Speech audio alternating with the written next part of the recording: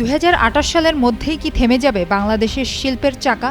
একের পর এক বন্ধ হবে কারখানা আর লাখো শ্রমিক হারাবেন জীবিকা। দেশের সামনে কি এগিয়ে আসছে এক ভয়াবহ গ্যাস সংকট? দেশীয় গ্যাস ক্ষেত্রগুলোতে উৎপাদন ধারাবাহিকভাবে কমে যাওয়ায় এমনই আশঙ্কা প্রকাশ করেছেন সংশ্লিষ্টরা। তাদের সতর্কবার্তা, এখনই কার্যকর উদ্যোগ না নিলে দেশের অর্থনীতিতে পড়তে পারে বড় ধাক্কা। বর্তমানে দেশে দৈনিক গ্যাসের চাহিদা প্রায় ৪০০ কোটি ঘনফুট, অথচ সরবরাহ করা যাচ্ছে মাত্র ২৬৫ কোটি ৬০ লাখ ঘনফুট। এর মধ্যে ১০৩ কোটি ২৩ লাখ ঘনফুট আসছে আমদানি করা এলএনজি থেকে। সম্প্রতি বিদ্যুৎ খাতে অতিরিক্ত গ্যাস সরবরাহ করতেই গাজীপুর, আশুলিয়া, টাঙ্গাইল, চন্দ্রা, কোনাবাড়ী সহ বিভিন্ন শিল্পাঞ্চলে তীব্র সংকট দেখা দেয়। কয়েকশো কারখানায় উৎপাদন ব্যাহত হয়, এমনকি রাজধানীর অনেক বসতবাড়িতেও গ্যাসের চুলা জ্বলেনি। সুস্থ জীবন, সুন্দর পৃথিবী।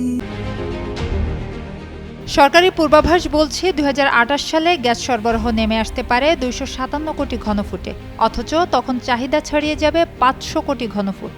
আরও উদ্বেগের বিষয়, বর্তমানে দেশীয় গ্যাস ক্ষেত্রগুলো থেকে উৎপাদন প্রায় ১৬৫ কোটি ঘনফুট হলেও ২০২৮ সালের শেষে তা কমে ৮৫ কোটি ঘনফুটে নেমে আসতে পারে।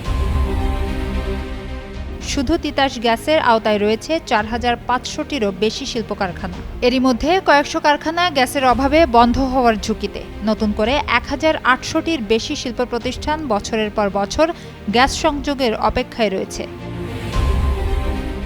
জ্বালানি বিভাগের কর্মকর্তারা যুগান্তরকে জানান, ২০২৯ সালের মধ্যে আরও একটি ভাসমান এলএনজি টার্মিনাল বসাতে সরকার চেষ্টা করছে, যাতে ওই সময়ে আরও ৬০ কোটি ঘনফুট গ্যাস সরবরাহ করা যায়। তবে কোন কোম্পানিকে ওই টার্মিনাল বসানোর কাজ দেয়া হবে তার কোনো সিদ্ধান্ত গত ৫ মাসেও নিতে পারেনি সরকার।